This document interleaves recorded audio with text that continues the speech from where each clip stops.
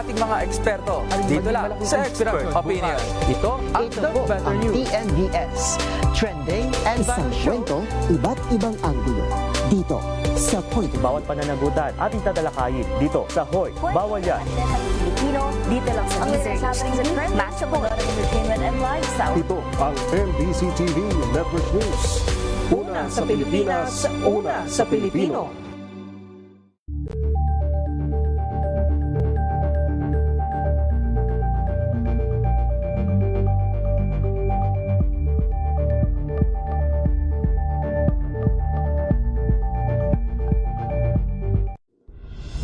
Tuloy-tuloy ang pagtulong, tuloy-tuloy ang pagseserbisyo at tuloy-tuloy ang balitaan kasama si May Binauhan sa Operation Tulong mula Lunes hanggang Biyernes.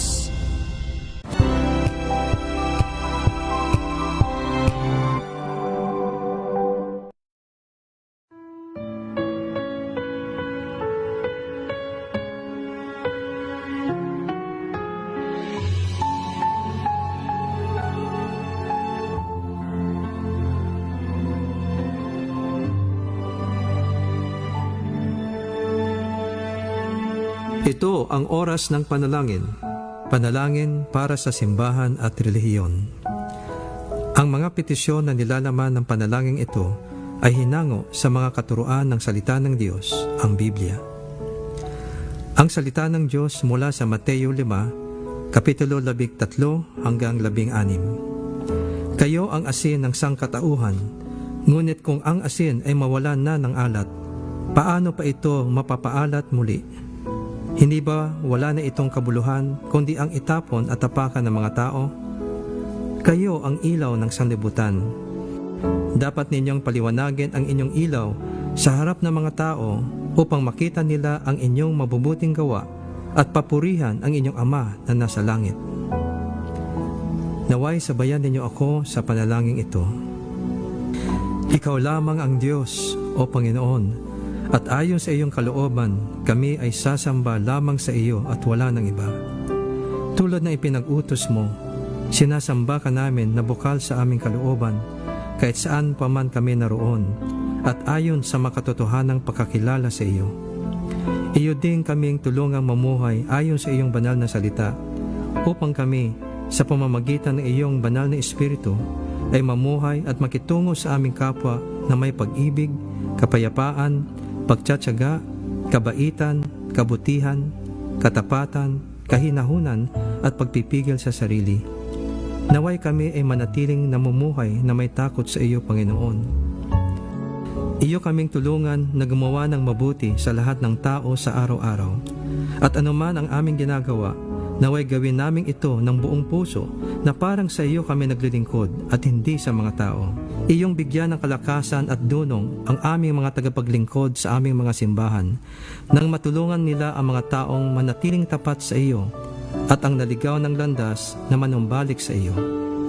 Ipinanalangin namin na naway ang aming mga simbahan ay magsilbing tahanan kung saan naghahari ang iyong pagmamahal, pagpapatawad, pagbabalik loob sa isa't isa, kahabagan, pagbibigayan, pagkakaisa, kagalingan, karunungan, katarungan at katotohanan. Iyong paghariin sa aming mga puso ang tunay na kakumbabaan, pagkahinahon, pagkamaamo, pagpapasensya, pagpapatawad at malasakit para sa isa't isa. Sa pagdating ng panahon na mga hindi pagkakaunawaan o kahirapan, naway manaig ang pag-ibig, malasakit, pagbibigayan, pagtutulungan at pagpapatawad sa bawat isa sa amin. Turuan mo kami ng pag-ibig na matyaga at magandang loob, hindi mainggitin, hindi mayabang ni mapagtaas, hindi magaspang ang pag-uugali, hindi makasarili, hindi magagalitin, o mapagtanim ng sama ng loob sa kapwa, pag-ibig na hindi natutuwa sa kasamaan, sa halip ay nagagalak sa katotohanan. Gawin mo kaming tagapamagitan sa anumang hidwaan at magsilbing halimbawa ng pagmamahal, pagtitiis, awa at pagtatyaga. Sa lahat ng alitan, gawin namin ang lahat sa ikapapayapa ng lahat at nang kami iyong pagpalain. Iyo kaming turuan o Diyos na hanapin lagi ang maganda at mabuti sa aming kapwa, higit pa sa mga kapintasan, sapagkat lahat kami ay may kanya-kanyang ding mga kahinaan at kalakasan. Iyo ding palakasin ang iyong simbahan o Diyos, nang kanilang patuloy na ipangaral ang iyong salita na may buong pagtitiyaga. Naway sila ay magpatuloy sa pagtuturo sa mga tao na sundin ang lahat ng iyong mga kautusan para sa kanilang kaunlaran at tagumpay. Dalangin namin na iyong ipadala ang mga manggagawang kakailanganin sa paghayag ng iyong magandang balita ng kaligtasan at bagong buhay sa pamamagitan ng iyong anak na si Jesus sa marami pang mga tao, lalo na sa aming bayan. Maraming salamat, Panginoon, sa iyong pagtugon sa aming mga dalangin na ito sa pangalan ni Jesus. Amen.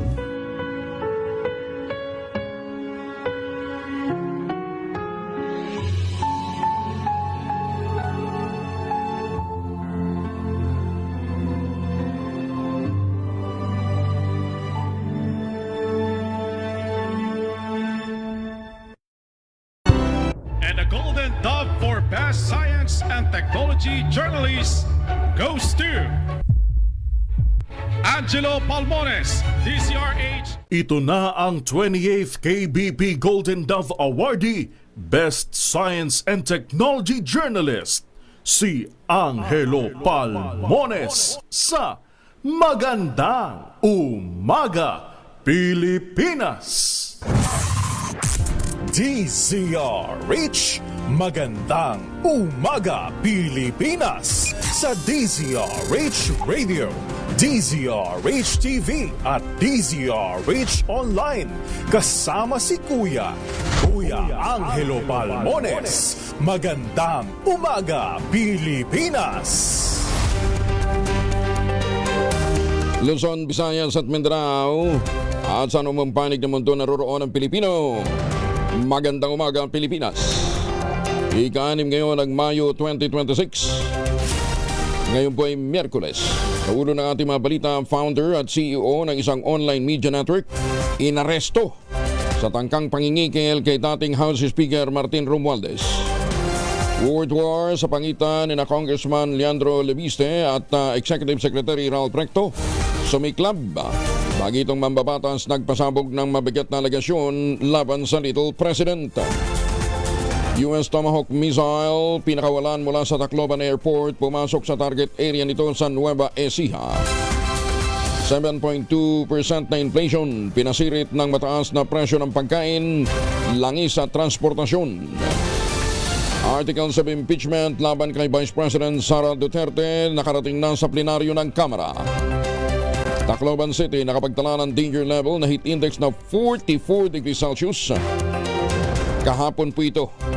Sama ng panahon o LPA sa Mindanao pumasok na rin sa Philippine Area of Responsibility. Bagong balita, bagong impormasyon, kasama si Kuya Angelo Palmones. Magandang umaga, Pilipinas! Kasama pa rin natin ang buong radyo natin FM nationwide, ang ating action radio station sa Luzon, Visayas at Mindanao. 91.7 BNFM radio sa Cebu at 94.3 FM sa Jansan. Sa detalye ng ating mga balita, pumasok na sa Philippine Area of Responsibility ang isa sa dalawang low pressure area na binabantay ng Pag-asa, bagamat nasa labas pa ng bansa. Yung isa pong LPA ay namuo na rin bilang tropical depression sa silangan ng bansa. Huling namataan ng naturang LPA sa layong 910 kilometers silangan ng northeastern Mindanao. Ayon kay Benson Estarehan ng Pag-asa, malabo pa itong maging bagyo ngunit maaaring magdala ng mga pag-ulan sa silangang bahagi ng bansa habang tumatawid sa Mindanao at Palawan bago tuluyang malusaw pagsapit naman ng weekend. Sinabi ni Estarehan na mamayang gabi naman ang trough o outer portion ng LPA ay magdadala ng mga pag-ulan sa silangang bahagi ng Visayas, Caraga at Davao Region. Samantala, huling namang namataan ang tropical depression nasa layong 2,560 kilometers. Ito po ay nasa east of northeastern Mindanao. May tagla ito nakakas na hangin na 55 kilometro bawat oras at pagbugsong umabot naman ng 70 kilometro bawat oras. Kumikilos ng mabagal at pa-north-northwestward. Sa pagtaya ng Pag-asa, ang bagyo ay kikilos ng pakanluran o hilagang kanluran Sa mga susunod na araw at maaaring pumasok ng power line sa Sabado o Linggo, tatawagin ito sa pangalang Kaloy, ikatlong bagyo sa bansa ngayong taon. Isa sa nakikitang senaryo ng Pag-asa ay magre-recurve ito o babalik sa northern part ng Philippine Sea. Maaaring lumapit sa northern portion bago lumayo sa kalupaan habang unti-unting hihina. Naitala naman ang pinakamataas na heat index na 44 degrees Celsius sa Tacloban City kasama ang 4 pang lugar na umabot din sa danger level ang damang init. Ang heat index ay tumutukoy sa init na nararamdaman ng katawan ng tao kapag pinagsama ang temperatura ng hangin at ang halumigmig. Ang heat index na nasa pagitan ng 42 hanggang 51 degrees Celsius ay nasa antas na ng danger dahil sa pagtaas ng panganib ng heat cramps at heat exhaustion na maaaring humantong sa heat stroke. Bukod sa Tacloban, ang iba pang lugar na nakapagtala din ng danger level heat index o damang init kahapon ay ang Cuyo, Palawan, 42. Ganon din ang La Carlota, Negros Occidental, Dipolog, Zamboanga del Norte at Butuan City sa Agusan del Norte, pawang nakapagtala ng 42 degrees Celsius. Samantala, 7 linggo naman ang inaasahang aabot din sa danger level heat index ngayong araw. Kabilang dito ang Tacloban City sa Leyte. Ang worry nila ay nasa mga 45 degrees Celsius daw. Bacnotan, La Union, 42, Apari, Cagayan, 42, Cuyo, Palawan, 43, Birac sa Catanduanes, 42 degrees Celsius, Iloilo City, 42, La Carlota, Negros Occidental, 43 degrees Celsius. Bagong balita, bagong impormasyon. Kasama si Kuyang Angelo Palmones. Magandang umaga, Pilipinas! Handa naman ang National Irrigation Administration para sa epekto ng panahon ng tagtuyot. Ayon kay ni Administrator Eduardo Guillen, nakapagtayo na ang ahensya ng mahigit 2,500 solar water pumps sa buong bansa. Bilang tugon ito sa kakapusan ng supply ng tubig sa mga dam at ilog, resulta naman ng climate change. Gayet ni Guillen, binago na rin nila ang cropping calendar. Nakabatay na ito sa pagbabago ng klima sa bansa para matiyak na magiging maayos pa rin sa ang panahon ng anihan. Kaya yung mga high dams po natin, may tubig pa po yan eh. Nakadalawang cropping na nga po kami. Diba? Binago namin yung cropping calendar. Pansabangan, nakadalawang cropping na kami, mataas pa po yung tubig. Ganon din po sa Magat. So wala akong problema sa mga ganon po. Kaya yung office ng ating Pangulo, di ba, sa atin na magtayo pa ng mga impounding dams. Kaya last week, katulad yun, nag-inaugurate na naman tayo sa Leyte, no? Meron naman tayong inaugurate na impounding dam doon. So talagang binibilisan namin ang construction ng mga ito. Samantala, binanggit din ng opisyal na puspusan na ang pagpapatayo nila ng Balog-Malog Dam sa Tarlac na makapagpapatubig ng mahigit 32,000 hectares ng lupain. Target na makumpleto ito bago matapos ang termino ng Administrasyong Marcos. Flash Report. Flash Report! Arestado ang founder at CEO ng isang online media network na si Franco Mabanta. Matapos na mangingikil kay dating House Speaker at Leyte First District Representative Martin Romualdez ng 350 million pesos. Isinagawang entrapment operation sa Valle Verde Country Club sa Pasig City kung saan nakuhang mula sa suspect ang marked money. Batay sa reklamo, humingi si Mabanta ng malaking halaga ng pera mula kay Romualdez kapalit ng hindi paglalabas ng umano'y mga video na mag-uugnay sa kanya sa isyu ng flood control. Hindi naman kinagat ni Romualdez ang alok ni Mabanta at sa halip, nagpasya ang dating House Speaker na isumbong siya sa mga otoridad. Dito na ikinasa ng National Bureau of Investigation ang operasyon kung saan nadakip si Mabanta at ngayon naharap sa kasong extortion. Ayun, nadali ka rin. Nababalot pa rin na makapal na abo ang ilang lugar sa Albay matapos ang pag-alburuto ng Bulkang Mayon. Dahil dito, apektado rin hindi lamang ang agrikultura kundi maging ang araw-araw na pamumuhay ng mga residente. Isa sa pinakatinamaan ay ang Green Lava, isang tanyag at makulay na tourist destination sa barangay Miiisi sa Daraga na nagmistulang kulay abo ngayon dahil sa ash fall. Batay sa inisyal na pagtaya, abot ng 4 million pesos ang kabuang halaga ng iniwang pinsala sa sektor ng agrikultura sa mga bayan pa lamang ng Kamalig at Daraga. Samantala, sa ilang livestock deaths din ang naitala sa lalawigan dahil sa pagkaka-expose ng mga hayop sa abo na may tuturing na banta sa kanilang kalusugan. Mas pinaigting pa ng pamahalaan ang paghahanda para sa pangmatagalang pagtugon sakaling magtuloy-tuloy pa rin ang pag-alburuto ng bulkang Mayon sa Albay. Kasunod dito ng ulat ng Civil Defense na sumipa na sa 200,000 ang bilang ng mga residenteng apektado ng ashfall mula sa naturang bulkan. Ayon kay OCD spokesperson Juni Castillo, bagamat may sapat pang resources ang pamahalaan, pinaghahandaan pa rin ang posibilidad na tumagal ang ganitong aktibidad ng hanggang kalahating taon, lalo na't itinaas pa sa Alert Level 4 ang estado ng Mayon. Sa ngayon, aabot na ng 2,000 ang mga pamilyang nananatili sa evacuation center dahil sa patuloy ng banta ng Mayon Volcano. Una rito ay natasan na ng Pangulong Bongbong Marcos sa mga ahensya ng pamahalaan magsagawa ng agaran at maayos na pagresponde, paghahanda na rin sa mga maaari pang kailanganin sakaling lumala ang sitwasyon sa bulkang Mayon. Bagong balita, bagong impormasyon, kasama si Kuya Angelo Palmones. Magandang umaga, Pilipinas! 14 na minuto na makalipas ang alas 4 na umaga, nagpadala ng karagdagang Patient Transport Vehicle o mga PTV, mga ambulansya ito. Ang Philippine Charter Statistics Office sa Albay at Catanduanes. Lain ng hakbang na matulungan ang mahigit 100,000 na mga residenteng apektado ng patuloy na pag-alburuto, gayon din ang ashfall mula sa bulkang Mayon. Ayon kay PCSO General Manager Melquiades Mel Robles, layunin ng deployment ng mga PTV na mapalakas ang kapasidad ng mga lokal na pamahalaan sa pagbibigay ng mabilis na medical transport at emergency services. Binigyan din ni Robles ang kahalagahan ng pagkakaroon ng mga asahang sasakyang medikal para sa mga first responder, lalong-lalo na sa panahon ng malawakang kalamidad. Binigyan din naman ni House Speaker Faustino Boji D. III ang paninindigan ng gobyerno na mag-aahon sa hirap sa buhay ang mga mahihirap na pamilya. Matapos aprobahan ng Kamara ang panukalang magpapalakas at magpapalawak sa pagpapatupad ng Pantawid Pamilyang Pilipino Program o 4Ps.